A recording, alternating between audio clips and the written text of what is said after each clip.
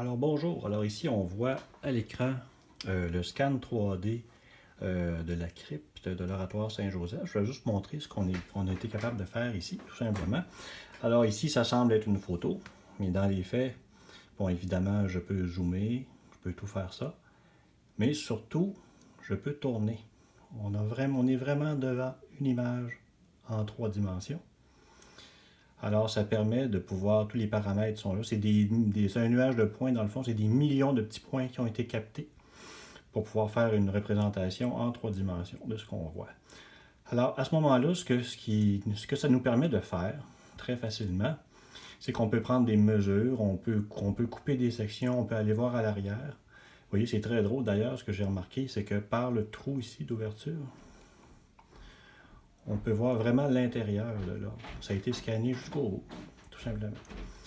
Alors, ce qu'on peut faire avec un outil comme celui-là, c'est un outil qui a été, c'est le fournisseur, celui qui a fait le scan, qui nous a mis sur la piste. C'est le logiciel qui est fait par Autodesk, quand même qu'AutoCAD, c'est Navisworks, tout simplement. Alors, moi, ce que je peux faire avec ça, je peux faire des coupes. Alors ici, je peux déplacer un plan qui est apparu ici selon certains axes.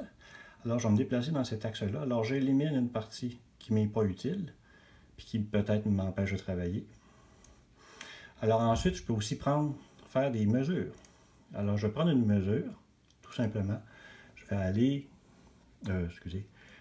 du plancher ici, par exemple. Je ne sais pas moi, mettons d'ici, au haut de l'arche. Ici, comme ça. Mais admettons que c'est un point que je veux prendre. Alors, ma mesure sort ici. Comme on peut voir, on a la mesure directe, c'est 6,708 mètres. On a aussi les composantes X, Y et Z dans les 3 axes. Si je me tourne ici, on va voir ma composante. Attendez un peu, là je l'ai raté. Donc je me reprends. Ok, bien, je vais prendre cette mesure-là que j'ai prise, qui est un peu au pif, là.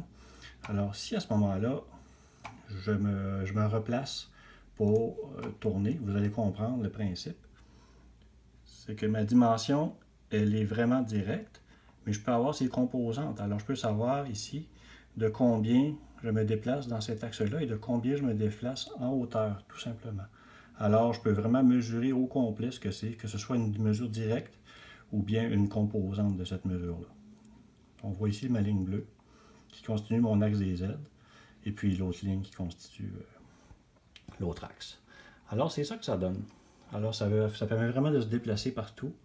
Puis évidemment, ben, je me dis que ça pourrait être un outil très intéressant quand c'est le temps de prendre des mesures dans des pièces ou des choses comme ça. Peut-être qu'à ce moment-là, je ne sais pas si avoir un fournisseur, quelqu'un qui fait ça sur place, ou bien quelqu'un qui va, ou bien tout simplement avoir l'outil nous-mêmes. Ça a une certaine précision, il faudrait que je vérifie combien, mais à mon avis, là, c'est une précision qui est probablement au quart de pouce près, ou à peu près. Alors, c'est ça. Alors, ben, bonne fin de semaine, amusez-vous bien.